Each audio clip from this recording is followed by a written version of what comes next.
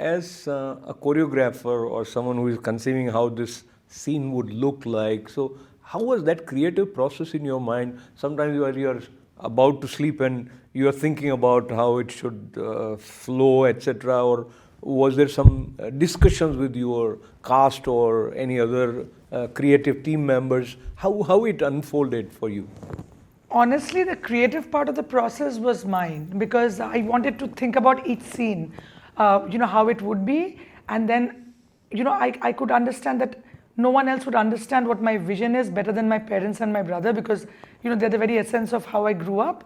And then my husband also he was understood it very well because he designed all the, the backdrops and the projections. And he was also integral part of the, of the creative process in terms of creating, like, he did the sound, he managed the sound for it last year. This year we had another team who took care of it, but it has been an effort of everyone together, but it has been my vision of how each scene would be, what would be the proceedings of this scene, or what would this scene look like, what would the costumes be. And of course my mother also played a huge role in getting the costumes together, and I would explain to her what I wanted and then she could implement it. And a lot of the costumes were also designed by her, a lot of them were also designed by me. And in fact, the set design was all mine for last year as well as this year. And I worked with, like, say, for example, pandal creators in Bengal. In Bengal, they have the Bengali, the pandals from Durga Puja.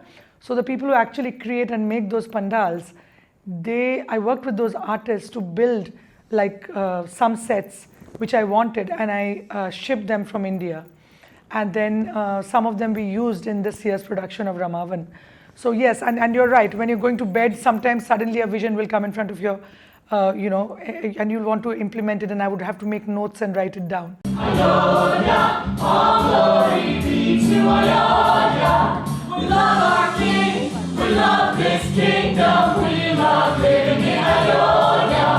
Ayodhya, Ayodhya, all glory be to Ayodhya. Ayodhya, Ayodhya, through ages may your praise be sung. A land is much for the rich and the poor, as it is for the old and young.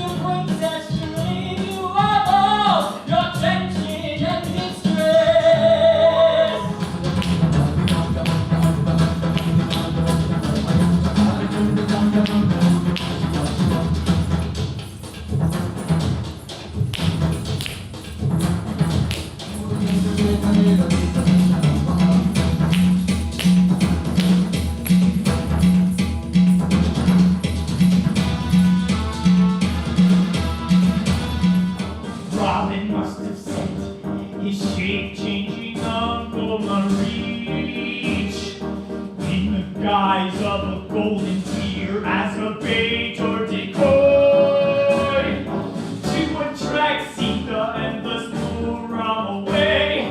How could I be so gullible and not see through Ravan's ploy? They must be punished. I will not tolerate arrogance in Lanka. Kill him! Stop!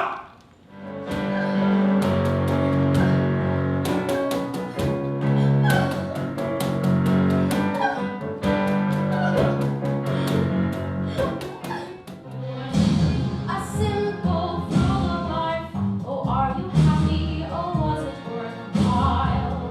Forsaking all domestic comfort, going into austere exile. Not for me the pomp and the grandeur of palace court and royal life. I choose to join Rama in exile and serve him as a loyal wife.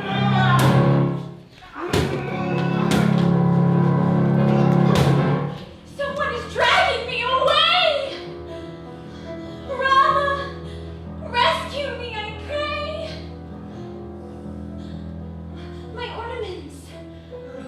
Cheerfully they followed me to exile. When you're talking about Ravana, then you are, whichever way, if you call it judgment or perception that you are building, is based on the value system which was adopted and the way this particular called character was sensitive to his own people as well as to the lady. And so that kind of gives you some basic yardstick to have some idea. Of course. I mean, for example, in traditional versions of the Ramayana, there were no women warriors. You know, we had women warriors in our show. We wanted to show Ravan's 10 heads across race and gender. And we showed the 10 heads of Ravana as his warriors who were there with him during this time. Because if you think about it, Ravana is also a very, very strong, powerful character who was very well read. So we wanted to present the story from an unbiased perspective, not demonizing Ravan or glorifying Ram, but the actions of Ram in itself glorifies Ram. The actions and the choices that Ravan makes, you know, shows that he had to suffer consequences. So it was from that perspective that we want to humanize it. We do address the fact that Lakshman did insult a woman by chopping off Surpanakha's nose and ears. So that is one part in the Ramayana which has not been addressed. And we do show that Ram, if he's truly Ram and the character and he stands up for what is right, he does chide Lakshman for doing that. So just for example, This was your creative liberty. it's a creative, like, it's my interpretation of the story, and it still glorifies Ram. You know, what I'm trying to say is that it does glorify Ravan also, you know, till the time he makes his choices. It shows that Ravan was also a great king, loved by his subjects. It shows Ram made those decisions and those choices. Sita stuck by her choices and her decisions, but there's a reflection of Sita. There is also a point where people are maybe almost, you know, empathizing with Surpanakha. So let me sort of digress here. What happens is you probably do not have black and white all the time. There is a gray space.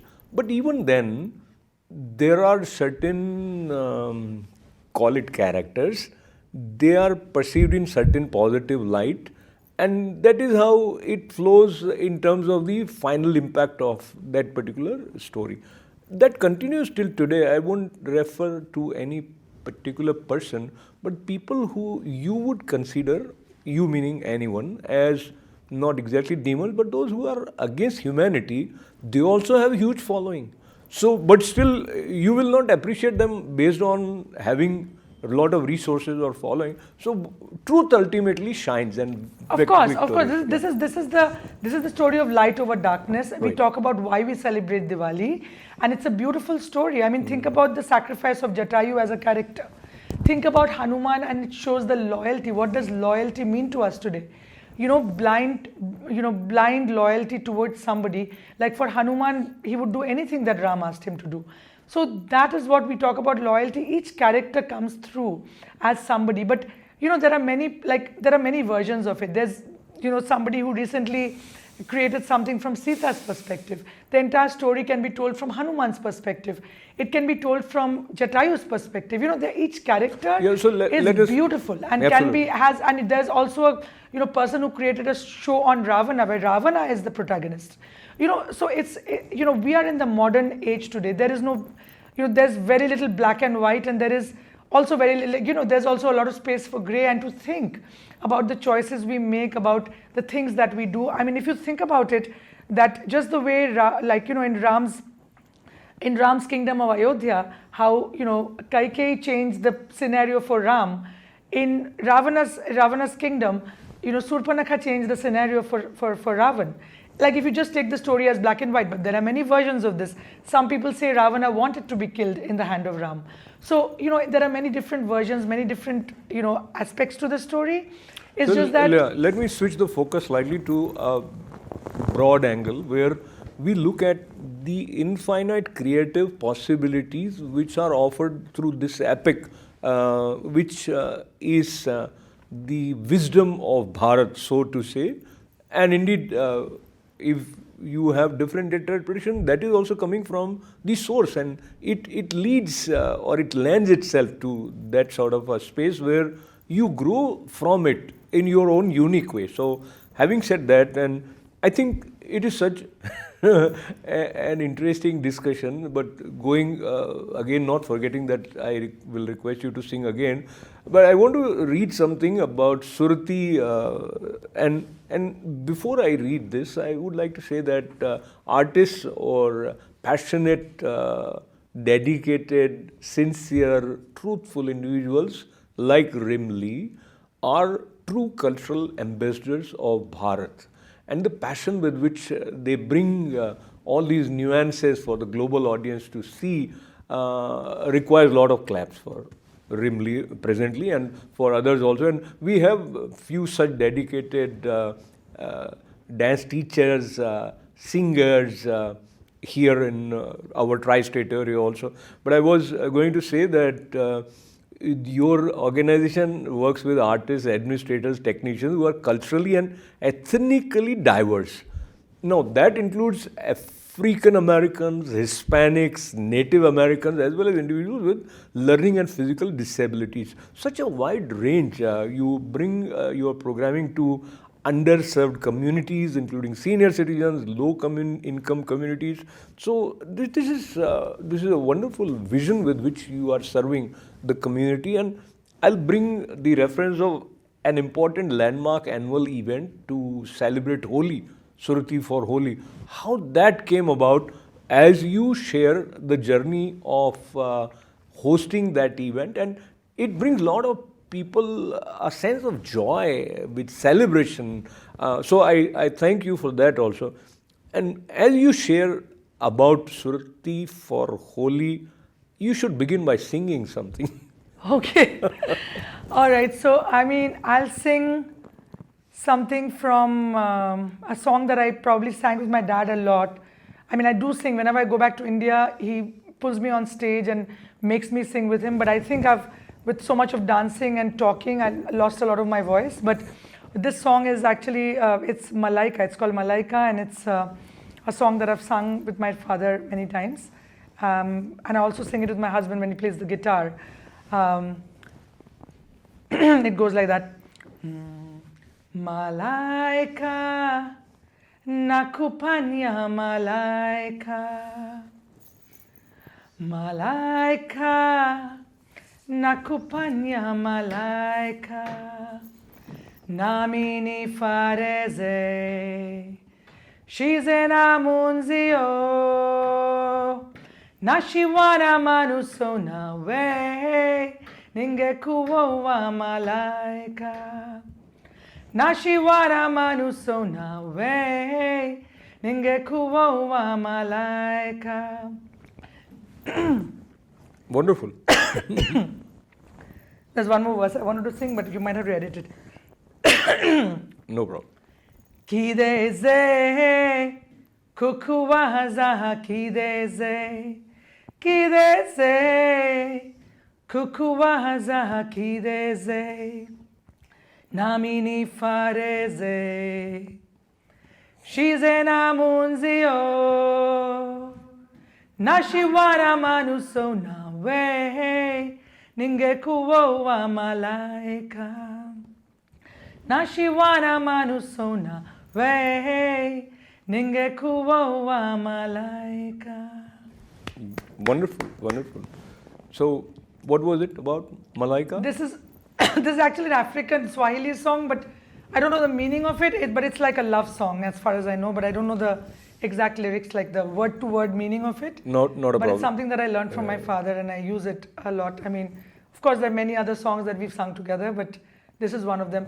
And you know, yeah, I know you mentioned Holi, and the spirit of that continues in Ramavan also, just because in Holi our motto is, when everyone is colorful, no one is different. And you know, back in India, how did we grow up? We grew up in a very cosmopolitan, cross-cultural, you know, in the sense that irrespective of which state you came from, what religion you practice, or what background you come from, we all come together to celebrate any of the festivals. Whether you're in Maharashtra or in Bengal or you know in Kerala or any of the states, think about it, like everybody comes together to celebrate the festivals.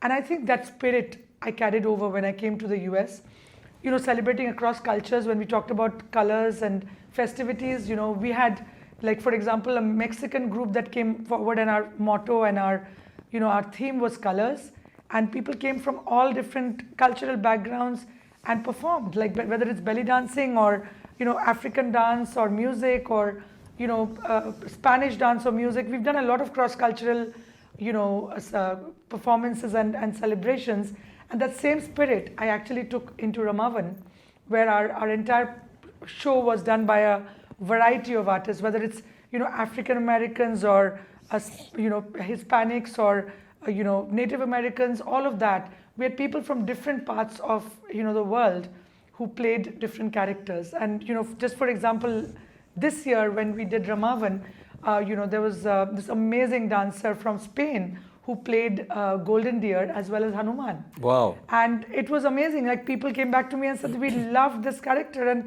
And what I loved about the people who came from different cultural backgrounds is to see the amount of respect and love they have for this story, how they took to the story and they felt each character. And that is the exact mission of Surati, because we want to show that irrespective of your cultural background, how you can embrace any culture and feel at home with a story that could be from any nation. The story of the Ramayana could have belonged to any land. We are fortunate that it's from India and we can retell the story, with our culture. And also, very importantly, talked about my background with Indian classical music and dance. I've also trained in Indian music, in classical vocals and in harmonium for many years. And I think that it's very important that Indian classical musicians and dancers understand that there is a way that they can get to an off-Broadway musical or a Broadway musical, or basically in a musical, which could be in English, because I don't know, but as far as my research goes, I haven't found any other musical in English that's being staged where there is a place for Indian classical dancers and musicians to be on the same platform with musical theatre artists and opera artists to tell a story from India. I could be wrong, but I haven't found anything like that, because I was trying to find out, and we were in fact talking to the National Endowment for the Arts, and they mentioned that they hadn't seen something like that before. But that could be in the private non-profit sector. I'm not sure if anybody else is doing something similar, but I would love to learn from anybody else who's... But it is worth pursuing if nobody has done it. I think what you have done is a source of inspiration. And as we move towards the concluding part of our conversation, we always look towards future with the vision that you have. Where would you like to see yourself 5 years from now, as far as Surati for performing arts is concerned, and your role as dancer, choreographer, performer, all that? I would say that one of the biggest things I would aspire to see is to see traditional Indian performing arts in mainstream communities. I know that Indian classical dance and music is a niche, and there is a huge following in the United States and other countries around the world, I'm sure, where people appreciate Indian classical dance and music and they have a knowledge of it. But across, I would say like any, cross section of any community, it is a difficult genre to understand and appreciate. And that is why the storytelling in English or in any language, like I would want to see Indian classical dance and music and stories from our mythological tales, stories from our diaspora come into, into a platform where people from any country can appreciate and understand it, irrespective of the language that it is spoken in. So that is one of the reasons why we have created, like in Ramavan also, there was a lot of Indian classical dancers and musicians who were a part of this, who who appreciated the fact that they were a part of a musical production. And it's not like a musical production that the way we would say it in the Indian diaspora, but it is a musical, like the way a musical is created in the Broadway and the off-Broadway scenario in New York and other genres in the United States. It's very important that our stories are told and understood by a global audience.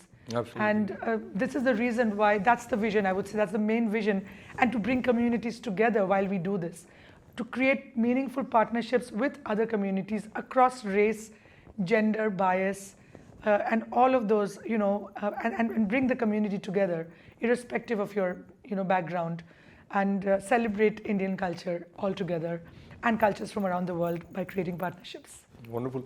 So Rimli's vision, when you hear it, you see that there is place for everyone.